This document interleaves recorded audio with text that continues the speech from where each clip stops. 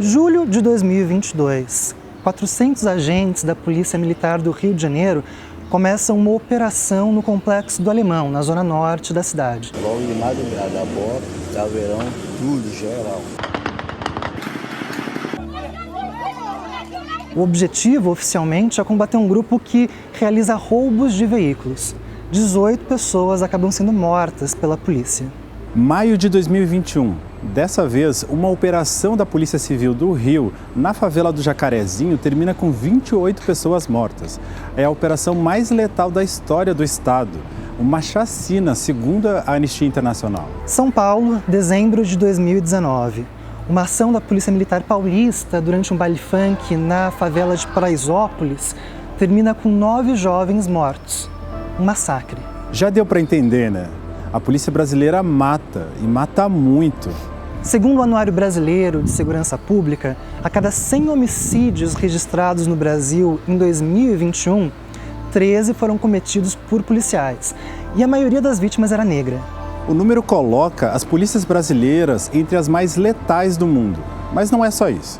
As polícias brasileiras também estão entre as que mais morrem.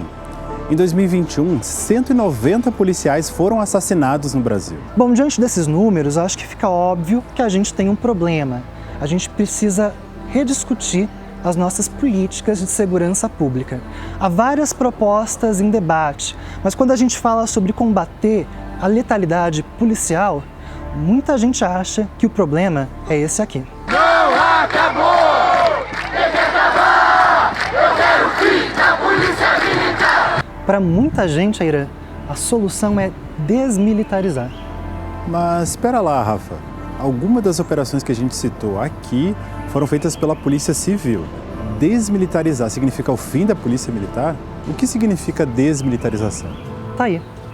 Que bom que você perguntou.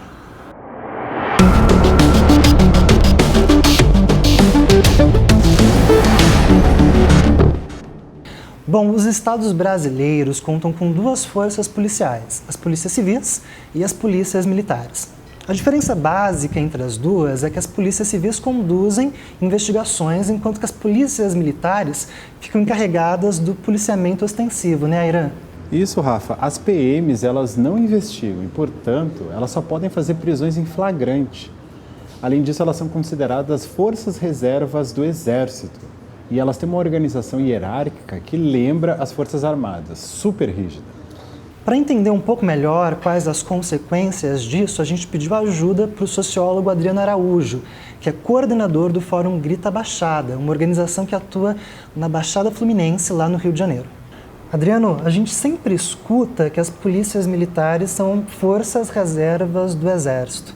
Na prática, o que isso significa? Muitas pessoas... já é sabido, né, que a criação da Polícia Militar no Brasil, ela tem uma história vinculada à vinda da família real portuguesa para o território nacional. Ela se coloca como dentro da estrutura do Estado, como uma força de proteção da família real portuguesa.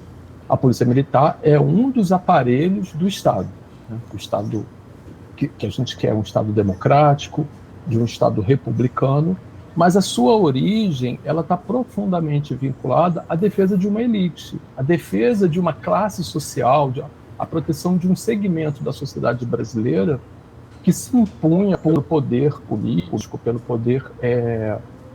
ser. E, de fato, a vinculação da Polícia Militar como estrutura da força militar no Brasil, né, do Exército, traz essa concepção militarizada, obviamente, para a polícia, em termos de hierarquia, em termos de disciplina, em termos de estatuto, em termos de proibições que não seriam aplicadas a civis. Isso traz a ação realizada da polícia. Mas existe um vínculo entre militarização e essa alta letalidade policial? A ação policial nas periferias e nas regiões periféricas, ela tem sido marcada por essa alta letalidade, nos confrontos que ocorrem, né? E esses confrontos muitas vezes não seguem nenhum tipo de protocolo, apesar das denúncias que são feitas, apesar das diversas chacinas. Temos a chacina do Jacarezinho, temos a chacina da Vila Cruzeiro e tantas outras, né? A ação policial ela tem se caracterizado no Brasil como uma guerra aos negros e uma guerra aos pobres, uma guerra à periferia. Então parece que a lógica militarizada de guerra ao inimigo, de táticas belicistas, de invadir um determinado território, de conquistar esse território, de minar a força inimiga, ela tem sido usada de forma exemplar pelas polícias nessas regiões. Mas, Adriano, a gente estava até falando mais cedo, né, que a chacina do Jacarezinho, por exemplo, ela foi conduzida pela Polícia Civil lá do Rio de Janeiro. A Polícia Civil também seguia por essa lógica militarizada? Que o discurso belicista, militarizado, ele é um discurso que é uma lógica, um discurso, uma prática, que não é só uma lógica, ele está muito afeito e em muita consonância com o momento sociopolítico que o nosso país vem vivendo ao longo das últimas décadas, né? A gente vê de forma recorrente delegados da Polícia Civil e também discursos de ex-policiais que se candidatam a cargos públicos, né? Aqui no Rio de Janeiro, a gente inclusive tem um histórico de delegados e chefes de polícia que são eleitos.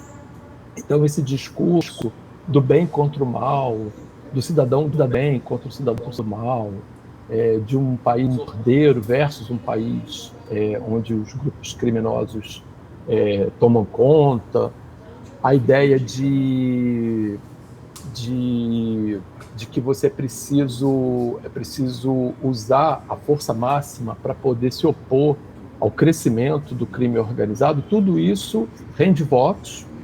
Tudo isso traz capital político para aqueles que saem vitoriosos, né, e que fazem uso dessa dinâmica. E então isso não é mais restrito de fato a gente vê esse processo também na Polícia Civil. Nesse caso, desmilitarizar significa fazer o quê? Desmilitarizar significa acabar com a divisão entre duas polícias, uma polícia que investiga, uma polícia que prende. Então você teria a mesma polícia investigativa e também com papel ostensivo e de funcionamento na sociedade. Existem vários modelos de policiamento comunitário, enfim, vários modelos de policiamento. Mas a perspectiva da desmilitarização, ela procura, no meu ponto de vista, atingir essa dinâmica da hierarquia militar e dessa visão que se fortaleceu, principalmente na época da ditadura militar no Brasil, do pobre como inimigo, né? Da favela como inimiga. Muitas vezes a atuação da polícia militar tem se caracterizado nesses territórios como uma guerra ao inimigo, uma guerra aos pobres, uma guerra aos negros. E, Adriano, quando a gente fala sobre desmilitarização, no fundo, a gente quer uma sociedade mais segura. Para isso, basta repensar a atuação das polícias? E o que mais tu acha que a gente poderia fazer? A discussão, né? Mais do que a discussão, mais uma profunda reflexão e reorganização das políticas públicas a partir do debate racial e de gênero, né? Eu acho que esse é um debate que se faz necessário na sociedade brasileira. Existem várias perspectivas que pensam o processo de violência na sociedade brasileira como um resultado dos processos de desigualdades históricos que forjaram esse país. Então não dá para pensar redução da violência, redução da insegurança, se você não faz um debate fundo sobre desigualdade no país. E aí não dá para fazer um debate sobre desigualdade se você não considera a situação da população negra, da população das periferias. Adriano, muito obrigado por toda a tua ajuda. E se você quiser saber mais sobre desmilitarização e outros caminhos possíveis a respeito de segurança pública, acesse a plataforma Brasil de Direitos. A gente vai deixar o link aqui nos comentários. Muito obrigado por assistir esse vídeo até o fim. E se você gostou, não esquece de curtir e compartilhar com seus amigos. A gente se encontra no próximo vídeo da série Que Bom Que Você Perguntou.